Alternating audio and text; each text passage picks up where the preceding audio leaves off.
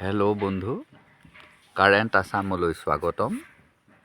আজি আপোনালোকক দেখুৱাই আছোঁ সাঁচি গছত ব্যৱহাৰ কৰিব পৰা এবিধ সাৰ। এই সাঁচি পুলিটোলৈ আপুনি মন কৰক, ইয়াৰ গুৰিত মই এবিধ বিশেষ সাৰ প্ৰয়োগ কৰিছোঁ। এই চাওক, এইটো এই সাৰটো কি জানেনে? এই সাৰটো হৈছে কাঠমিস্ত্ৰীবিলাকে ৰান্দা কৰাৰ পিছত যিটো কাঠৰ ঘুগুলা ওলায়, মানে মেচিনেৰে যেতিয়া কাঠ ৰান্দা কৰে তেতিয়া যিটো কাঠৰ চুচ ওলায়, সেই চুচটো আপুনি বস্তাত ভৰাই আনি সাঁচি গছৰ মাজত এনেকৈ ছটিয়াই দিয়ক আৰু মাজে মাজে গোবৰ পেলাই দিয়ক। এয়া চাওক, এনেকুৱা এটা হৃষ্টপুষ্ট সবল পুলি আপুনি পাবলৈ সক্ষম হ'ব। এই চাওক,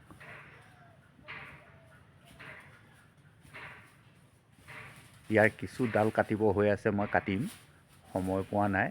এইটো পুলি চাওক আৰু কাষতে আপুনি এইটো পুলি চাওক। মোৰ পুলিখিনিলৈ মন কৰক, মোৰ পুলিখিনি খুব পুলুঙা হৈ গৈছে। এইটো চাওক, কিমান সুন্দৰ পুলি। ইয়াত সাৰটো হৈছে গোবৰ আৰু কাঠৰ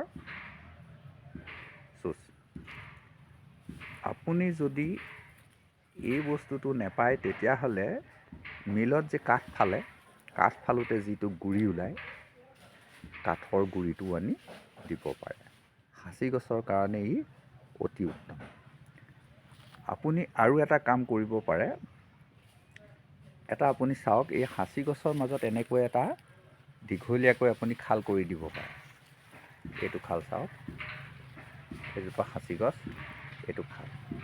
বাৰিষা এই খালটোৱেদি পানী ওলাই গৈছিল, কিন্তু এতিয়া সেই খালটো লাহে লাহে মই পুতি পেলালোঁ।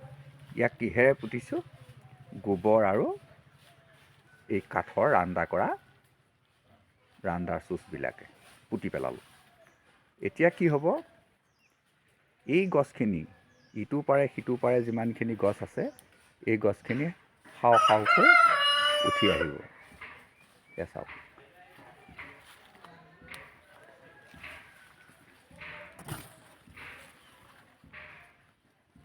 বহুত পুলি আছে।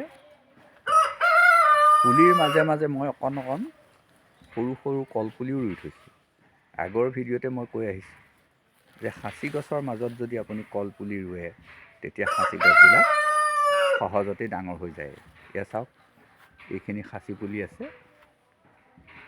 এই মাজতে কলপুলি আছে, তাৰ দাঁতিতে আকৌ এইবিলাক সাঁচি পুলি আছে, আকৌ সাঁচি পুলিৰ মাজে মাজে এয়া কলপুলি আছে। কলপুলিবিলাকে কিন্তু গা কৰিব পৰা নাই, নোৱাৰে, কাৰণ সাঁচি গছে যিমান ৰস টানে, কলগছ একেবাৰে খিনুৱাই পঠিয়ায়। হৈ আছে, এইখিনি গোটেইখিনি নতুন সাঁচি পুলি, এইবিলাক মই নতুনকৈ ৰুইছোঁহে, কিন্তু খুব কম বয়সতে, এটা বছৰতেই মানে ইমান ওখ হৈ গৈছে। চাওক, এডাল এছাৰিৰ দৰে ই ডাঙৰ হৈ গৈছে। এয়া চাওক, এডাল এছাৰিৰ দৰে ডাঙৰ হৈ গৈছে। ইয়াক এইটোৱে কৰিব লাগিব, প্ৰথমতে তাক ওখ কৰিব লাগিব, ওখ কৰাৰ পিছতহে তাক শকত কৰাৰ কথা চিন্তা কৰিব পৰা যাব। কিন্তু প্ৰথমতে যদি শকত হৈ যায়, জানিব সেই গছজোপাৰ পৰা আপুনি ভাল ফল নেপায়। শকত হৈ গ'লে ভাল ফল নেপায়। যেনেকৈ মানুহ বেছি শকত হৈ গ'লে তাৰ পৰা আপোনাৰতো বেমাৰীহে হয়। বেছি শকত মানুহ যেনেকৈ ভাল নহয়, বিভিন্ন ৰোগৰ বাহ, ঠিক তেনেকৈ সাঁচি গছতো যদি শকত হৈ যায়, সাঁচি গছজোপা আৰু কাম নাইকিয়া হৈ যায়। গতিকে তাক প্ৰথমতে আপুনি ওখই কৰিব লাগিব। এইজোপা চাওক, একদম হিচাপৰ সাঁচি গছ, এফুটেই হোৱা নাই গোলাইটো, কিন্তু তাৰ ওখটো চাওক, এজোপা তামোল গছৰ দৰে তাক বনাই নিয়া হৈছে। এই চাওক, এই তামোল গছজোপা মান ওখ হৈ যাব, তাৰ পাছত যদি পোকে ধৰে তেতিয়াহে মই ভাল পাম। সি তামোল গছজোপামান ওখ হওক, তাৰপিছত তাত ফুটি পৰক, মই ভাল পাম। কাৰণ কেলৈ সৰু হৈ থাকোঁতেই যদি ফুটি পৰি যায় অৰ্থাৎ মাল ধৰে তেতিয়া মোৰ গছজোপা কেতিয়াও এজোপা হেভি গছ নহয়। চাওক এই গছবিলাকলৈ মন কৰক, মোৰ গছবিলাক কিন্তু মই প্ৰথমতে ওখ হোৱা কথাটোহে চিন্তা কৰিছোঁ, ইয়াত মাল ধৰাৰ কথা সমূলি চিন্তা কৰা নাই। বহুত মানুহে কৈ থাকে যে মোৰ গছজোপাত মাল ধৰা নাই, মোৰ গছজোপাত পোক ধৰা নাই। কোনো চিন্তা কৰিব নালাগে। যেতিয়া আপোনাৰ ঘৰত সৰহকৈ গছ হ'ব, এখন সাঁচি বাগান হৈ যাব, আপুনি বিনা নিমন্ত্ৰণে আপোনাৰ ঘৰলৈ পোক যাবই। বিনা নিমন্ত্ৰণে যাব যদি আপোনাৰ ঘৰ অসমতে হয়। মাল কম হ'ব পাৰে কিন্তু যাবই।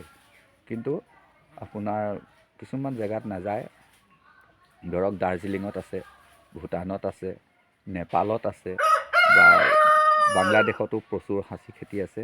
সেইবিলাকত কিন্তু এনেকৈ পোকবিলাক নাযায়। কাৰণ পোকবিলাক এই পখিলাবিলাক ই চবতে নহয় আৰু সি জীয়াই থকাৰ উপযোগী জলবায়ু নহয়।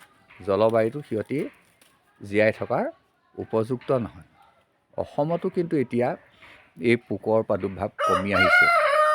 কিয় কমি আহিছে গম পাইছেনে? ইহঁতি বৰ স্পৰ্শকাতৰ। এই পখিলাটো অতি স্পৰ্শকাতৰ। বাগানবিলাকত যে ঔষধ ছটিয়াই দিয়ে, কীটনাশক ঔষধ ছটিয়াই দিয়ে, তেতিয়া ইয়াৰ কিন্তু পলুবিলাক মৰি যায়, পখিলাবিলাকো মৰি যায়। এই কথাটোৰ কাৰণে অসমত সাঁচি খেতিটোৰ অকণমান জটিলতা আহি পৰিছে। যেনেকৈ আগতে অসমত ইমান মুগা পুহিছিলে, তিতাবৰতেই হওক বা নামতি পেৰাভাৰী গাঁৱতেই হওক বা আপোনাৰ বিভিন্ন অঞ্চলত প্ৰচুৰ মুগা খেতি হৈছিল, ডাঙৰ ডাঙৰ চুমনি আছিল। কিন্তু এতিয়া সেই চুমনিবিলাক পৰি আছে। সেই চুমনিত এতিয়া মুগা খেতি কৰিবলৈ নোৱাৰে। এতিয়া এটা মুগা লেটা বিক্ৰী হয় 10 টকাত, এটা মুগা লেটা বিক্ৰী হয় 10 টকাত। তথাপিতো মুগা কৰিব পৰা নাই। আগতে হাজাৰ হাজাৰ মুগা হৈছিল, কিন্তু এতিয়া নহয়। কেলৈ নহয়? যে ওচৰৰ বাগান আছে, বাগানত কীটনাশক ঔষধ ছটিয়াই দিছে আৰু পখিলাবিলাক মৰি গৈছে। ঠিক একে গতি হৈ গৈছে আমাৰ সাঁচি গছবিলাকতো। যদি ওচৰত বাগান আছে তেতিয়াহ'লে আপোনাৰ তাত যিবিলাক কীটনাশক ঔষধ ছটিয়াই সেইবিলাকে আমাৰ পখিলাবিলাক নষ্ট কৰি দিয়ে। হেল্ল' বন্ধু, বেছি দীঘলীয়া নকৰোঁ আৰু অধিক কথা আপোনালোকক জনাবলৈ আছে, সেইখিনি মই লাহে লাহে জনাই থাকিম। আজি মোৰ ভিডিঅ'টো ইমানতেই সমাপ্ত কৰিব বিচাৰিছোঁ। মোৰ ভিডিঅ'টো আপুনি শেষলৈকে চোৱাৰ কাৰণে আপোনাক অশেষ অশেষ ধন্যবাদ জনালোঁ। এটা লাইক কৰিব, কমেণ্ট কৰিব। আজিলৈ আহোঁ, ধন্যবাদ।